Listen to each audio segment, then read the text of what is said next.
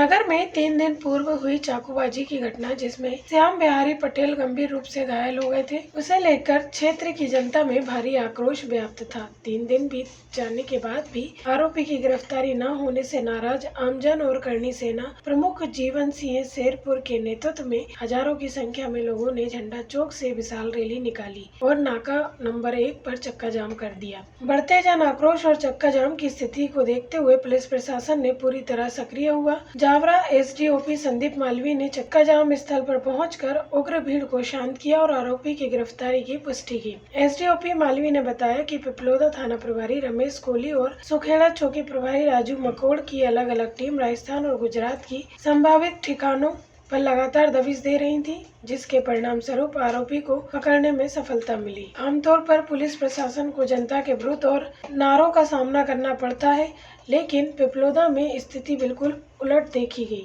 आरोपी की गिरफ्तारी की खबर मिलते ही आक्रोशित जनता का गुस्सा शांत हो गया और लोगों में पुलिस प्रशासन जिंदाबाद के नारे लगाकर उनकी कार्यप्रणाली की सराहना की।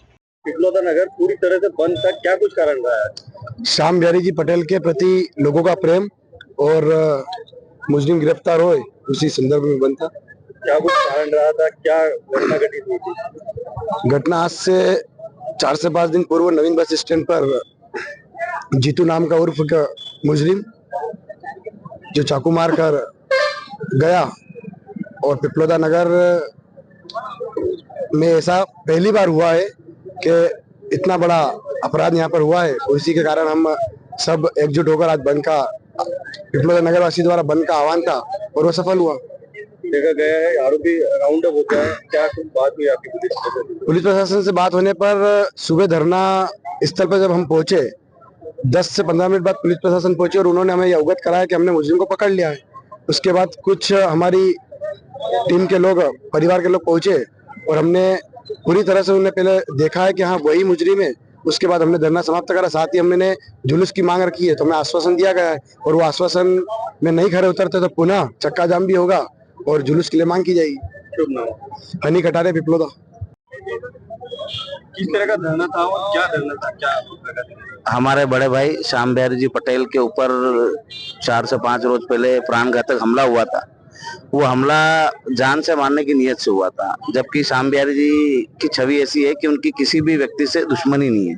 उसके बाद भी इस प्रकार का कृत्य करना और फिर मुलजिम का फरार हो जाना और पुलिस का ना पकड़ पाना, इसको लेके धरना प्रदर्शन था।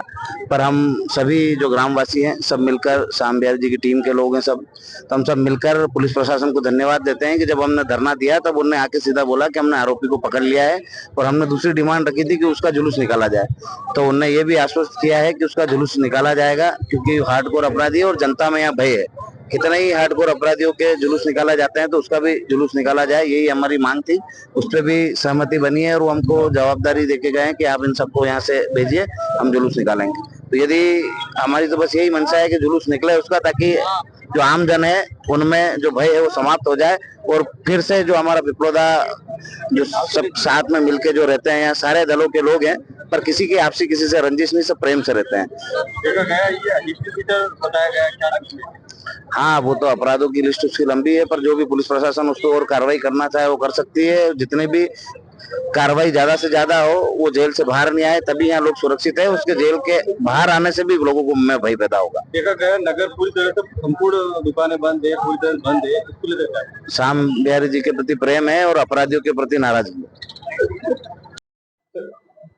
पिपलोदा में सर चाकूबाजी घटना हुई है और क्या कुछ नगर बंद रहा और क्या कुछ अभी तक ये पिपलोदा में एक इंसिडेंट हुआ था जिसमें कि फरियादी की रिपोर्ट पर हमने बीएनएस के सुसंगत धाराओं में अपराध पंजीबद्ध किया था और इसमें 2 एक्यूज्ड थे, जिसमें एक का नाम क्लियर था और दूसरा उसका साथी था एफआईआर के अनुसार, जिस फरियादी ने बताया था।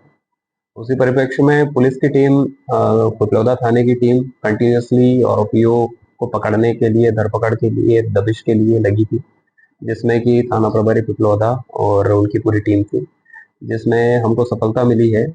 उसमें हमने आरोपी को, एक जो मुख्य आरोपी था उसको राउंड अप कर लिया है।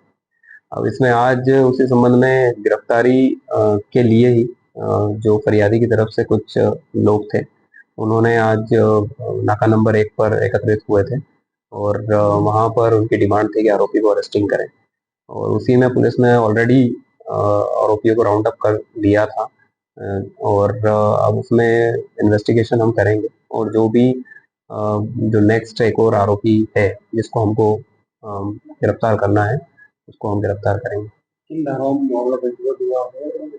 अगर आरोपी की अगर बात की जाए तो क्या कुछ दूसरे? 2 आरोपी है, हमने जो अभी फाइंडिंग्स निकाली है दोनों के क्रिमिनल रिकॉर्ड्स है, और इसमें अभी अटेम्प्ट टू मर्डर के केस में हमने जब फरियादी की रिपोर्ट पर मामला पंजीबद्ध किया। अभी सर धरना चल रहा था, धरना किस अभी हो गया, ऐसे खैरियत है, शांतिपूर्वक धरना समाप्त हो गया। जावरा से जेपी मालानी की रिपोर्ट।